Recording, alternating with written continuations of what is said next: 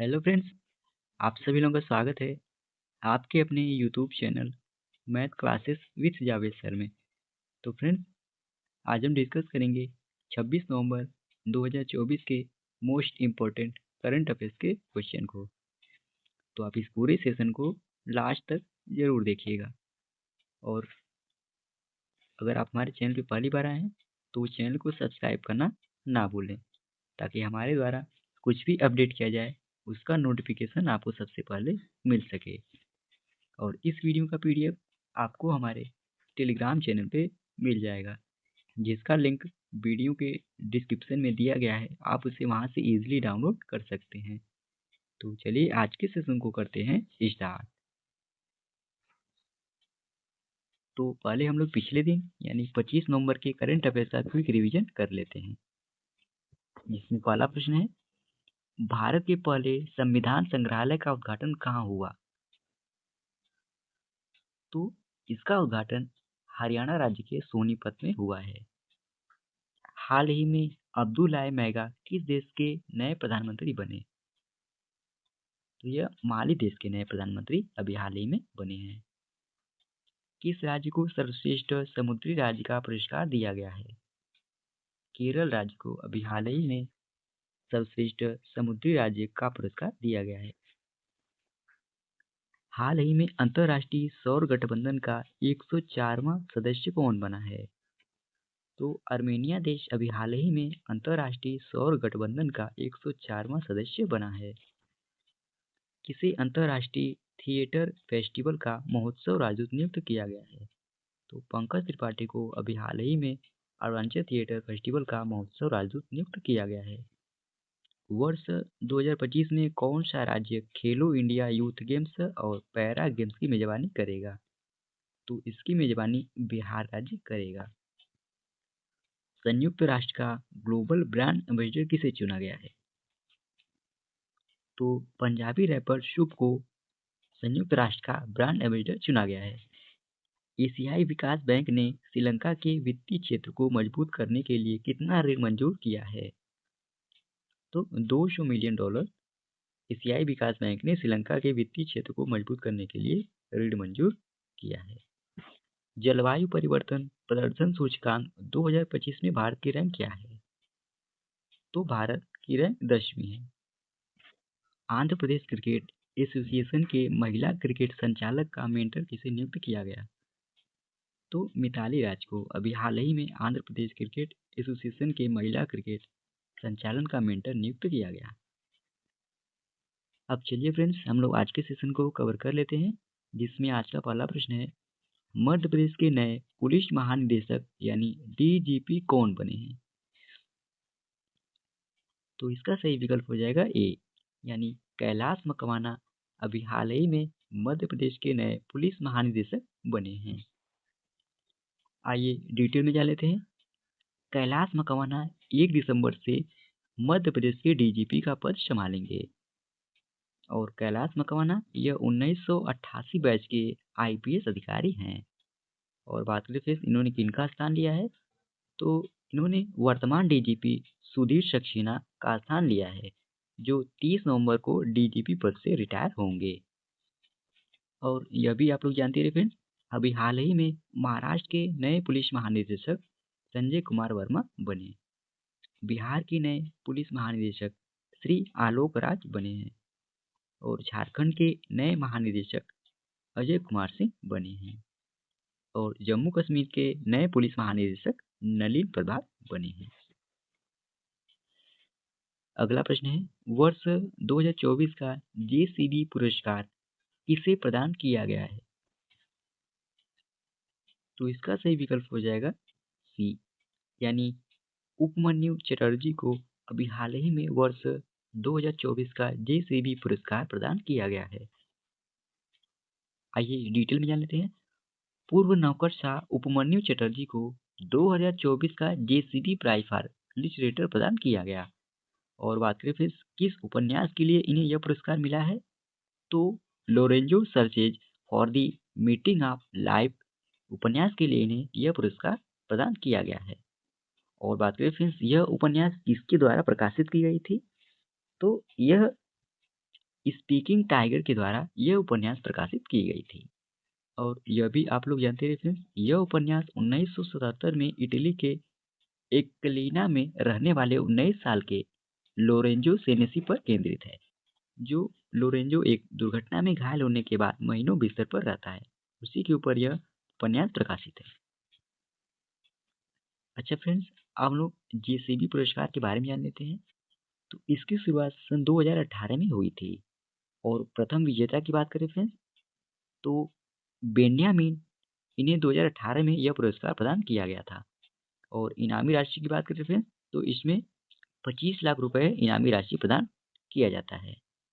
और अगर बात करें फ्रेंड्स 2023 का जेसीबी पुरस्कार किसको प्रदान किया गया था, तो तमिल लेखक पेरुमल मुरुगन को उपन्यास फायरबर्ड जेसीबी पुरस्कार इन्होंने 2023 में जीता था।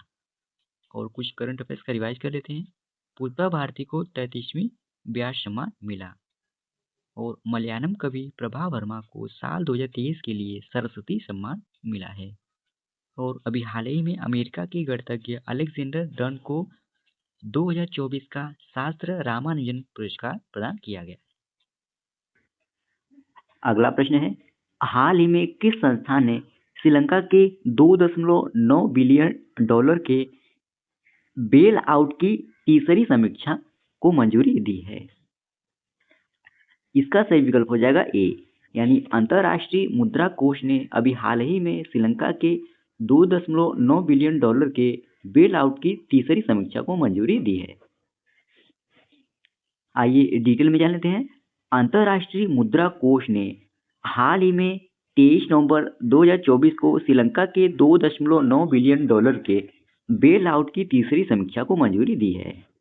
अनुमोदन के बावजूद देश की अर्थव्यवस्था नाजुक बनी हुई है और लगभग 333 मिलियन डॉलर जारी किए जाएंगे, जिससे कुल धनराशि लगभग 1.3 बिलियन डॉलर हो जाएगी। और बात करें फ्रेंड्स IMF, तो इसका full form international monetary fund होता है, जिसे हिंदी में अंतर्राष्ट्रीय मुद्रा कोष कहा जाता है। और अंतर्राष्ट्रीय मुद्रा कोष की स्थापना जुलाई 1944 में हुई थी और 27 दिसंबर 1945 को शुरू हुई थी और इसका मुख्यालय वाशिंगटन DC में स्थित है। और बात करें फ्रेंड्स इसके वर्तमान में कितने देश शामिल हैं, तो 190 देश अभी वर्तमान में इसमें शामिल हैं। और इसके उद्देश्य की बात करें फ्रेंड्स, तो वैश्वीकरण सहायता को बढ़ावा देना, वित्तीय स्थिरता सुनिश्चित करना, अंतर्राष्ट्रीय व्यापार और सतत, यह इसका उद्देश्य है। और आप लोग यह भी जानते रहिए, अंतर्राष्ट्रीय मौद्रिक कोष संयुक्त राष्ट्र की एक प्रमुख वित्तीय एजेंसी है और एक अंतर्राष्ट्रीय वित्तीय संस्थान है। अगला प्रश्न है, हाल ही में doctor Martin Luther king junior global peace award से किसे सम्मानित किया गया है? तो इसका सही विकल्प हो जाएगा बी, यानी प्रधानमंत्री नरेंद्र मोदी को अभी हाल ही में doctor Martin Luther king junior global peace award से सम्मानित किया गया है। आइए डिटेल में जान लेते हैं। प्रधानमंत्री नरेंद्र मोदी को doctor Martin Luther king junior global peace award से सम्मानित किया गया है और यह अवार्ड उन्हें अल्पसंख्यक कल्याण और समावेशी विकास के लिए दिया गया है।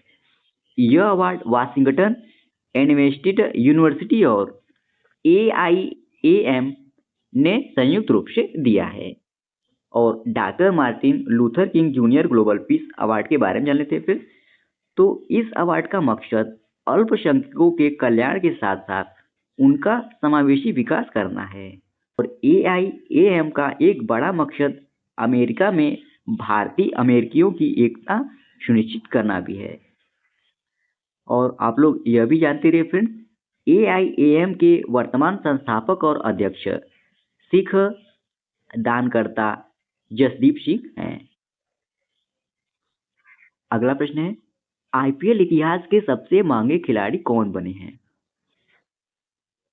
तो इसका सही विकल्प हो जाएगा बी, यानी ऋषभ पंत यह IPL इतिहास के सबसे महंगे खिलाड़ी बने हैं। आइए डिटेल में जान लेते हैं फ्रेंड्स। ऋषभ पंत IPL इतिहास के सबसे महंगे खिलाड़ी बने हैं। उन्हें लखनऊ सुपर जायंट्स ने 27 करोड़ रुपए में खरीदा है और श्रेयस अय्यर को पंजाब किंग्स ने 26 करोड़ 75 लाख रुपए में खरीदा है। और वेंकटेश अय्यर को केकेआर ने 23 करोड़ 75 लाख रुपए में खरीदा है। अच्छा फ्रेंड्स, आप लोग यह भी जानते रहिए आईपीएल 2025 नीलामी में सबसे महंगे खिलाड़ी ऋषभ पंत बने हैं, जिसे लखनऊ सुपर जायंट्स ने 27 करोड़ रुपए में खरीदा है। और आईपीएल 2025 नीलामी में सबसे महंगे विदेशी खिलाड़ी की बात करें तो जोस बटलर बने हैं, जिसे गुजरात टाइटंस ने 15 करोड़ 75 लाख रुपए में खरीदा है। और आईपीएल 2025 नीलामी में सबसे महंगे भारतीय खिलाड़ी की बात करें तो ऋषभ पंत है, जिन्हें लखनऊ सुपर जायंट्स ने 27 करोड़ रुपए में खरीदा है।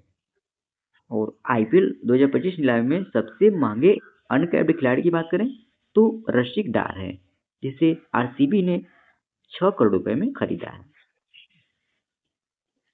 अगला प्रश्न है, T20 में लगातार 3 शतक लगाने वाले पहले बल्लेबाज कौन बने हैं? तो इसका सही विकल्प हो जाएगा सी, यानी तिलक वर्मा। यह T20 में लगातार 3 शतक लगाने वाले पहले बल्लेबाज बने हैं। आइए डिटेल में जान लेते हैं। भारतीय बल्लेबाज तिलक वर्मा T20 क्रिकेट में लगातार 3 पारियों में 3 शतक लगाने वाले पहले खिलाड़ी बन गए हैं। उन्होंने सैयद मुश्ताक अली ट्रॉफी 2024-25 के पहले मैच में मेघालय के खिलाफ हैदराबाद के लिए 67 गेंदों में 151 रन बनाकर यह उपलब्धि हासिल की है। इससे पहले उन्होंने दक्षिण अफ्रीका के खिलाफ 1 शतक जड़ा था। और फ्रेंड्स, तिलक वर्मा इस तरह T20 में 150 से अधिक का स्कोर बनाने वाले पहले भारतीय पुरुष क्रिकेटर भी बन गए हैं। और इसी के साथ ही यह 806 अंकों के साथ T20 रैंकिंग में तिलक वर्मा तीसरे स्थान पर या तीसरे रैंक पे आ गए हैं। अगला प्रश्न है, किस देश की महिला टेनिस टीम ने 5वीं बार बिली जीन किंग कप का खिताब अपने नाम किया है? तो इसका सही विकल्प हो जाएगा सी, यानी इटली देश की अभी हाल ही में महिला टेनिस खिलाड़ी ने 5वीं बार बिली जीन किंग कप का खिताब अपने नाम किया है। आइए डिटेल में जान लेते हैं। इटली की महिला टेनिस टीम ने बिली जीन किंग कप का खिताब अपने नाम किया और इटली ने 1 साल बाद यह टाइटल जीता है। और बात करें फ्रेंड्स, इटली ने किसको हराया है? तो इटली ने स्लोवाकिया को हराया है और यह इटली का 5वां खिताब है। और इस कप को जीतने के बाद इटली को करीब 20 करोड़ रुपए की प्राइज मनी मिली। और आप लोग यह भी जानते रहे फ्रेंड्स, इटली ने इससे पहले 2006, 2009, 2010 और 2013 में फेड कप जीता था। अच्छा फ्रेंड्स, अब हम लोग बिली जीन किंग कप के बारे में जान लेते हैं। तो इससे पहले इसे फेड कप के नाम से जाना जाता था, लेकिन सितंबर 2020 में इस टूर्नामेंट को दिग्गज अमेरिकी खिलाड़ी बिली जीन किंग के नाम पर कराया जाता है। अगला प्रश्न है, महिलाओं के खिलाफ हिंसा के उन्मूलन हेतु अंतर्राष्ट्रीय दिवस कब मनाया जाता है? तो इसका सही विकल्प हो जाएगा बी, यानी 25 नवंबर को महिलाओं के खिलाफ हिंसा के उन्मूलन हेतु अंतर्राष्ट्रीय दिवस मनाया जाता है। आइए डिटेल में जान लेते हैं। हर साल 25 नवंबर को महिला के खिलाफ हिंसा के उन्मूलन के लिए अंतर्राष्ट्रीय दिवस मनाया जाता है। और बात करें फिर इस दिन की स्थापना की, तो इसकी स्थापना 1993 में संयुक्त राष्ट्र महासभा द्वारा की गई थी। और इस दिवस का उद्देश्य की बात करें फिर, तो महिलाओं के विरुद्ध हो रहे हिंसा के उन्मूलन हेतु लोगों को जागरूक करना इस दिवस का उद्देश्य है। और आप लोग यह भी जानते रहे, 7 फरवरी 2000 संयुक्त राष्ट्र महासभा ने आधिकारिक तौर पर प्रतिवर्ष 25 नवंबर को इस दिवस को मनाने की घोषणा की थी। अच्छा फ्रेंड्स, अब हम लोग 26 नवंबर 2024 के करंट अफेयर्स के क्विज क्वेश्चन को कवर कर लेते हैं। ये मिस टाइप हो गया फ्रेंड्स, जिसमें पहला प्रश्न है, राष्ट्रीय अभियान अब कोई बहाना नहीं का शुभारंभ किसने किया है? तो इसका शुभारंभ अन्नपूर्णा देवी ने किया है। Junior hockey Asia cup tournament 2024 का आयोजन कहाँ किया गया है? तो इसका आयोजन मस्कट में किया गया है। गुरु तेज बहादुर जी के बलिदान को याद करने के लिए कौन सा दिवस मनाया जाता है? तो गुरु तेज बहादुर जी के बलिदान को याद करने के लिए शहीदी दिवस मनाया जाता है। नीति आयोग ने किस खनिज को आवश्यक सूची में जोड़ने की सिफारिश की है? तो कोकिंग कोल को अभी हाल ही में नीति आयोग ने खनिज को आवश्यक सूची में जोड़ने की सिफारिश की है।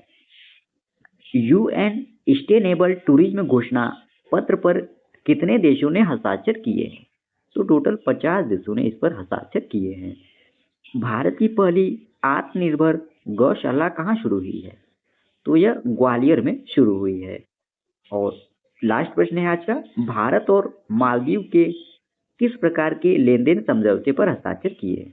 तो स्थानीय मुद्रा की लेन देन पर भारत और मालदीव ने अभी हाल ही में हस्ताक्षर किए हैं। तो फ्रेंड्स, इसी प्रश्न के साथ ही ये आज का हमारा डेली करंट अफेयर्स का सेशन समाप्त होता है।